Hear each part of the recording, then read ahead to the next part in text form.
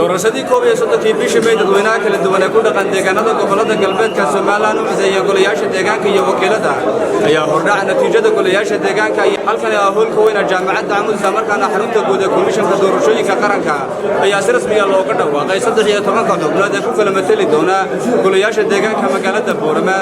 Saddex xisbi oo si aad ugu loolamay ayaa waxay kala heleen xisbiga mucaaradka Ucud ayaa ku guuleystay 3 xubnood halka xisbiga mucaaradka Wadani isaguna ku guuleystay 5 xubnood. xisbiga talada dalka ayaa kulmiye ayaa isaguna helay 5 xubnood sida uu ku dhawaaqay gudoomiyaha guddiga komishanka doorashooyinka ee degmada Boorama.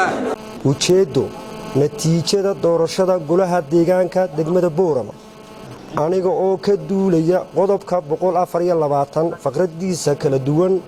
ee xeerka guud ee doorashada iyo codbixiyaasha xeer lambar 91/2020 aniga oo maanka ku haya ahmiyadda ballaaran ee ay leedahay ku dhawaaqida doorashada golaha deegaanka degmada Boorama aniga oo tixraacaya iskuna geynaya wadarta codadka ansaxay ee degmada Boorama aniga oo garawsan daafurnaanta la xidhiidha tirinta iyo xaqiijinta codadka degmada Boorama waxaan halkan kaga dhawaaqayaa natiijada hordhaca doorashada golaha deegaanka degmada Boorama oo u dhigan sidan wadarta guud ee ka codaysa degmada Boorama waa 53,804 wadarta codadka xisbiyadu kala heleen kow xisbiga Ucid wuxuu helay 10,795 xisbiga kulmiye 22,605 xisbiga Wadani 20,404 waxaan kaloo halkan kaga dhawaaqayaa sida uu xeerku dhigay xeer lambar 91/2020 in siday u kala horeeyeen xisbiyadu ugu horeeyo xisbiga Ucid uu ku xiga xisbiga kulmiye uu dambeeyo xisbiga Wadani waa sida uu soo saaray guddiga doorashooyinka qaranka ay soo liiska soo kala saareen lambar 1 inagoo ku horeyna xisbiga Ucid lambar 1 Ahmed Khayre Maxamuud Cilmi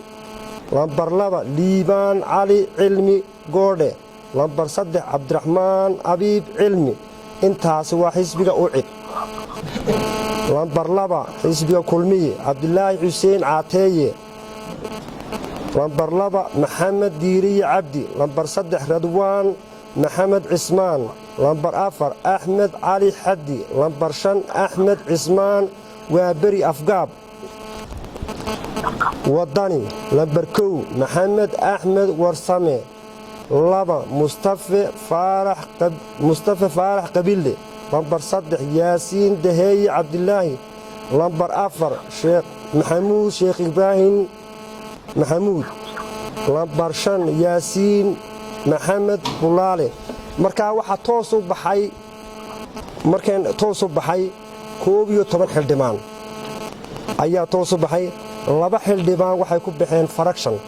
farakshonkaasi lambar 1 waxa ku baxay xisbiga Wadani oo hal cod helo ninka la yiraahdo Yaasiin Maxamed Bulaale lambar 2 waxa ku baxay xisbiga Ucid oo ninka la yiraahdo Cabdiraxmaan Abiib Cilmi sidaas ayay ku dhantahay 13 golaha deegaanka ee degmada Boorama aad baad mahadsantiin